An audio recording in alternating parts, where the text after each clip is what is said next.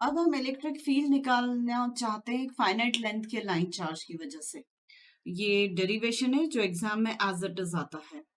यहाँ पर मैं एज्यूम कर रही हूँ कि फाइनाइट लेंथ का जो लाइन चार्ज है वो जेड एक्सिस पर रखा हुआ है और उसकी वजह से किसी भी एक जनरल पॉइंट पर अगर हमें इलेक्ट्रिक फील्ड निकालनी है तो वो जनरल पॉइंट मैं एक्स वाई प्लेन पर एज्यूम करके चल रही हूँ। तो ये मेरी फाइनाइट लेंथ का लाइन चार्ज है, Z1 से Z2 के बीच में एग्जिस्ट करता है और इसकी वजह से इलेक्ट्रिक फील्ड मुझे पी पॉइंट पर निकालनी है जिसके कोऑर्डिनेट रो फाई 0 ले रही हूँ। रो मतलब distance from the origin, phi मतलब ये उस प्लेन में एग्जिस्ट करता है जो पॉजिटिव एक्स एक्सिस के साथ फाई एंगल बनाता है और जेड मतलब एक्स वाई प्लेन पर इसका जेड कोऑर्डिनेट 0 ही होगा। तो ये पी पॉइंट है जिस पर Z1 Z2 लाइन चार्ज की वजह से मुझे इलेक्ट्रिक फील्ड निकालनी है। तो ठीक है, मैं इस फाइनाइट लेंथ के लाइन चार्ज पर मैं एक छोटा सा differential D Z length assume कर लेती हूँ जिस पर डी क्यू चार्ज लाई करता है। तो मैं इस फाइनाइट लेंथ के लाइन चार्ज की line charge density rho L define कर सकती हूँ D Q upon D Z. मतलब डी क्यू कहाँ लाई करता है, डी जेड पर। अब इस डी जेड की वजह से पी पर इलेक्ट्रिक फील्ड निकालनी है। अगर पूरे Z1 से Z2 की वजह से इलेक्ट्रिक फील्ड पी पर अगर ई एज्यूम कर लेते हैं तो वही लिखा हुआ है। तो डीई जो होगा इलेक्ट्रिक फील्ड पी पर वो डीजेड की वजह से होगा। तो d E due to d q at P ये इलेक्ट्रिक फील्ड हो जाएगी। तो ये जो इस पर जो लाई करने वाला डी क्यू चार्ज है वो पॉइंट चार्ज जैसा ट्रीट होगा। तो डीजेड पर लाई करने वाले डी क्यू चार्ज की वजह से इलेक्ट्रिक फील्ड डीई जो होगी उसका फॉर्मूला पॉइंट चार्ज वाला लगेगा। तो पॉइंट चार्ज वाला formula Q upon 4πε0 R square A R unit vector. तो डी क्यू की जगह पर मैं रोएल डी जेड रख सकती हूँ, तो डी क्यू की जगह पर रोएल डी जेड रखा। ये 4πε0 और आर स्क्वायर को मैं इसके साथ इंक्लूड करके क्यूब कर लूंगी आर का। पर पहले मैं ए आर बनाना चाहूंगी, मतलब आर वेक्टर बनाना चाहूंगी। आर वेक्टर की जो डायरेक्शन होगी वो डी जेड से अवे होगी टुवर्ड्स पी। क्यों?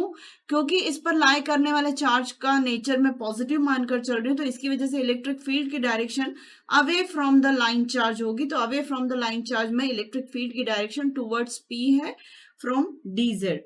डीजेड के जो कोऑर्डिनेट्स है वो 0 मतलब जेड एक्सिस पर है तो रो कोऑर्डिनेट 0 होगा। इसी प्लेन पर लाई करता है जो एक्स एक्सिस के साथ पॉजिटिव एक्स एक्सिस के साथ फाई एंगल बनाता, तो सेकंड कोऑर्डिनेट फाई हो गया। और एक्स वाई प्लेन से हाइट इसकी जेड है तो इसका थर्ड कोऑर्डिनेट जेड होगा। तो अब ये जो मेरा यूनिट वेक्टर होगा या आर वेक्टर होगा वो पी के कोऑर्डिनेट से डीजेड के कोऑर्डिनेट को सब्ट्रैक्ट करके बनाया जाएगा। तो वही किया, रो माइनस 0 ए रो, फाइव माइनस फाइव 0 ले लिया तो उसे लिखा नहीं है, 0 माइनस जेड करके ए जेड कंस्ट्रक्ट होगा। और इस वेक्टर की जो लेंथ होगी वो rho minus 0 whole square plus 0 minus Z whole square under root. तो उसका फिर क्यूब, क्योंकि वही लेंथ ये वाली तो आर स्क्वायर में और एक ए आर की होगी तो टोटल ये क्यूब हो जाएगी। तो यहाँ पर under root rho square plus Z square का क्यूब लिखेंगे हम। अब ये जो पूरा डी इलेक्ट्रिक फील्ड है, ये टोटल डी इलेक्ट्रिक फील्ड का जब इंटीग्रेशन करेंगे तो Z1 से Z2 के बीच में लाई करने वाले लाइन चार्ज की वजह से इलेक्ट्रिक फील्ड पूरी की पूरी ई इलेक्ट्रिक फील्ड निकलेगी पी पॉइंट पर। तो वो ऐसा लिखा हुआ है।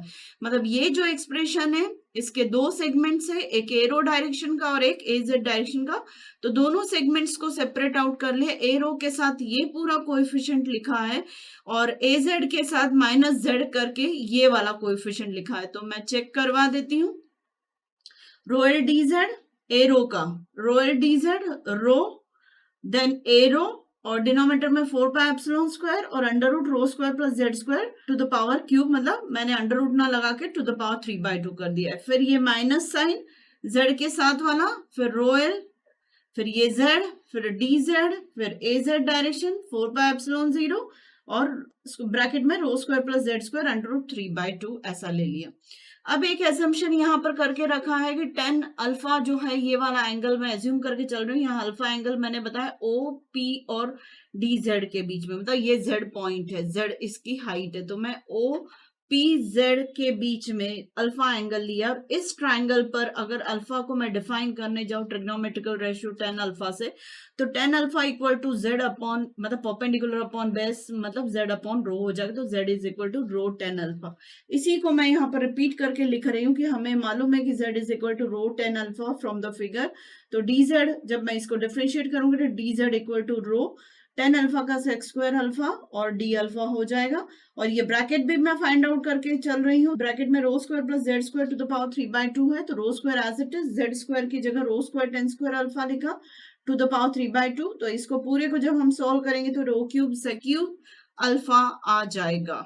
अब हम टोटल जो इलेक्ट्रिक फील्ड हमने इंटीग्रेशन से फाइंड आउट करनी चाहिए थी, तो टोटल ई रो जो निकाल रहे हैं ए रो डायरेक्शन का, वो इंटीग्रेशन से निकाल रहे हैं। तो integration naturally z1 to z2 के बीच में होगा, क्योंकि dz का वेरिएशन z1 टू z2 के बीच में हो रहा है।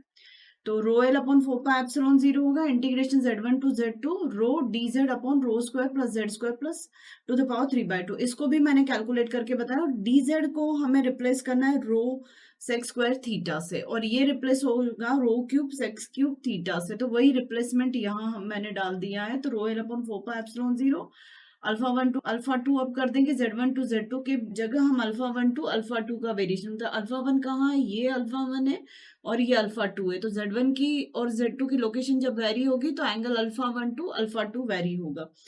तो ये हुआ, यहाँ पर सारे सब्सटीट्यूशंस किए तो फाइनली हमें जो मिल रहा है इंटीग्रेशन अल्फा 1 टू अल्फा 2 के बीच में कॉस अल्फा डी अल्फा मिल जा रहा है। कैंसलेशन हुआ तो सिर्फ 1 अपॉन सेक अल्फा बचेगा। रो एल अपॉन 4πε0 आया, और ऊपर रो स्क्वायर है नीचे रो क्यूब है, तो एक रो बच जाएगा। और इंटीग्रेशन जब कॉस अल्फा का होगा तो माइनस साइन अल्फा होगा, और alpha 1 to alpha 2 along with minus sine है, इसलिए ये जो आंसर आएगा इसका alpha 1 sine alpha 1 minus sine alpha 2, और ब्रैकेट के बाहर होगा रो एल अपॉन 4πε0 रो। ये हमारी ई रो इलेक्ट्रिक फील्ड निकलेगी because of finite length of line charge placed at Z axis. अब मुझे दूसरा सेगमेंट इसका ई जेड वाला निकालना है, तो बोर्ड रब करके मैं वो फाइंड आउट कर देती हूँ। अब हम ई जेड फाइंड आउट कर लेते हैं। तो ई जेड जो लास्ट टू लास्ट स्लाइड में आपने देखा होगा माइनस रो एल अपॉन 4πε0 था और जेड डी जेड था, और rho square plus Z square to the power 3/2 था ही, और ये ए जेड डायरेक्शन का है। तो z1 z2 इसकी लिमिट तो लेनी ही है, क्योंकि z वेरिएबल के बीच में इंटीग्रेशन हो रहा है। अब z की जगह मैं सब्सटीट्यूट कर दूंगी रो टेन अल्फा, और dz की जगह rho sec square alpha D alpha हो जाएगा, और डिनोमिनेटर तो rho cube sec cube alpha था ही, और इंटीग्रेशन के बाहर माइनस रो एल रो 4πε0 है, और अल्फा 1 टू अल्फा 2 इसकी लिमिट्स हो जाएगी। तो सारे जब कैंसिल आउट होंगे तो एक रो बचेगा, उसको बाहर ले लिया। ये सारे trigonometrical ratios tan alpha sec square alpha और सेक क्यूब अल्फा से जब फाइनली सॉर्ट आउट करेंगे तो वो आएगा साइन अल्फा डी अल्फा ए जेड हो जाएगा। अब जब साइन अल्फा को इंटीग्रेट करेंगे तो कॉस फाइनल जो आंसर होगा cos alpha 2 minus cos alpha 1 bracket में होगा, और माइनस साइन अंदर लेते से cos alpha 1 minus cos alpha 2 होगा। तो ये ई जेड का एक्सप्रेशन है, और ई रो का एक्सप्रेशन इसके पहले निकाला था। टोटल सम हम ई का जो electric field due to finite length of line charge z1 to z2 है, वो इलेक्ट्रिक फील्ड पी पॉइंट पर ये पूरा एक्सप्रेशन निकल के आ जाएगा। तो ये टोटल आपका है। इससे रिलेटेड मैं और बता सकती हूँ कि आप एक क्वेश्चन ये वाला कर सकते हैं कि हमारे पास एक रेक्टेंगुलर लाइन चार्ज है, और इस रेक्टेंगुलर लाइन चार्ज की वजह से किसी भी जनरल उसके सेंट्रल एक्सिस पर हम इलेक्ट्रिक फील्ड निकालना चाहे तो पहले ये लाइन चार्ज होगा, फिर इसकी वजह से निकालिए, फिर इसकी वजह से निकालिए, और फिर इसकी वजह से निकालिए, और टोटल सम कर दीजिए। तो ये आपका इलेक्ट्रिक फील्ड पी पर निकल आएगा। पर फॉर्मूला आपको यही वाला लेना पड़ेगा, फॉर्मूला आपको यही वाला फॉलो करना पड़ेगा। बस हर केस में आपको अल्फा 1 अल्फा 2 रीड आउट करना पड़ेगा कि कैसे आएगा। Rho L naturally line charge density जो यहाँ की होगी, वो रो क्या है, distance of the P point, perpendicular distance of P point from the line charge. तो आपको परपेंडिकुलर डिस्टेंस फाइंड आउट करना पड़ेगा लाइन चार्ज से। तो वो सारी चीजें आप पता करके एक रेक्टेंगुलर रिंग कहना चाहिए या एक रेक्टेंगुलर लूप की वजह से आप इलेक्ट्रिक फील्ड किसी भी पी पॉइंट पर निकाल सकते हैं। तो ये पूरा डेरिवेशन है जिसको आप यहाँ पर इम्प्लीमेंट कर सकते हो, और ऐसे सम्स एग्जाम में आते भी है और गेट में भी आ सकते हैं ऐसे क्वेश्चंस।